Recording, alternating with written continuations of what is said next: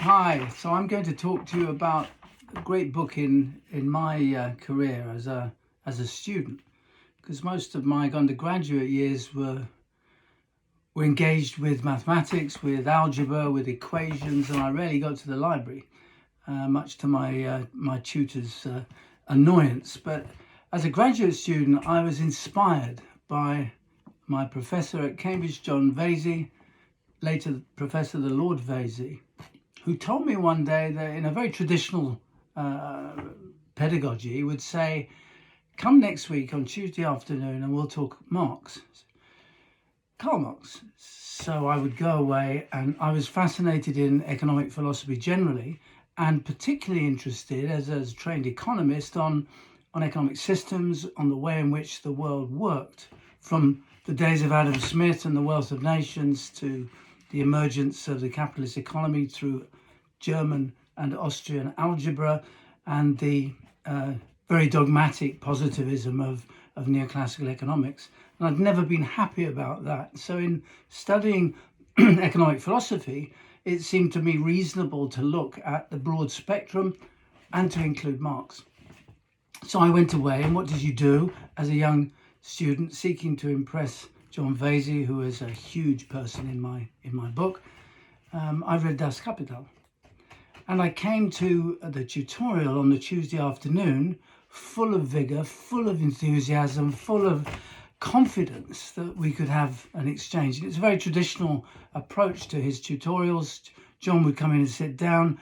We would do our best to impress. We would fail. He would then slap us about intellectually, of course, and we would go away with our tails between our legs and seek to do better next week. Well, his first comment was, why, Mike, did you read Das Kapital? So I said, because as I'm not a student of Marx, I'm interested in economic systems and in his work. I'm, of course, active, as I was as a student activist, and things like Marxism were often discussed and were headlined in daily newspapers. And Das Kapital seemed to be the thing to get a hold of. But immediately John said, this is the last place to go to understand the power and ideas that Marx's scholarship generated.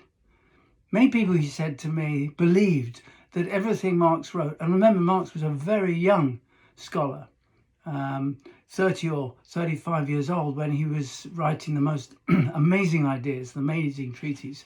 He said most people assumed that Marx's outputs, his collection of books, from the early stuff on the German ideology and on the Communist Manifesto, on the economic and philosophical manuscripts around 39, 40, 44, were part of an overall schema. But what John said, and it was a very powerful slapdown, if you like, was that no, what you must look at the richness, and this is true of most political and economic philosophers, of the iteration, of the development, of the evolution of their work as they looked further and further at the issues that they sought to explain.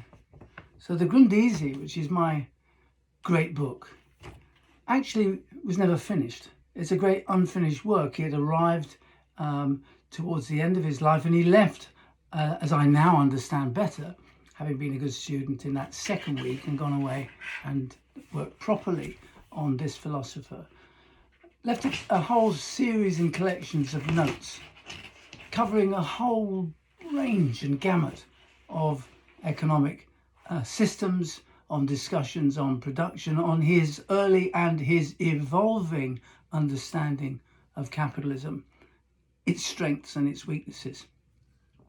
It was said that the Grundrisse was one of the few texts where Marx spoke with a tone of achievement and a sense of accomplishment. And when you look at the power of his writings in terms of the intellectual, this huge intellect, however much you take, however much you agree or disagree with some of the conclusions and some of the consequences of his ideas, they were powerful nonetheless. So here is a text that, and John Vasey said, this is a book written, it's actually a series of notes, as I said, incompleted, with a tone of achievement and a sense of accomplishment. And it's set my journey as a scholar, for however imperfect I am, around those targets. Can you create a narrative? Can you create a great book in which you write with a tone of achievement and a sense of accomplishment?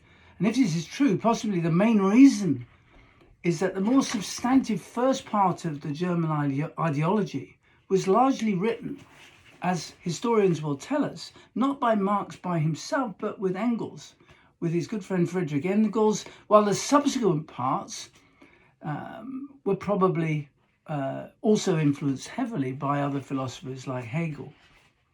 Whereas by the time he came to the Grundrisse, as I now understand, he was into what is often called an epistemological break in his thinking, away from the early days of simplicity and structures towards a much more comprehensive, and dare I use the term, route map to a broader understanding of the way of the world. This is an exceptional book.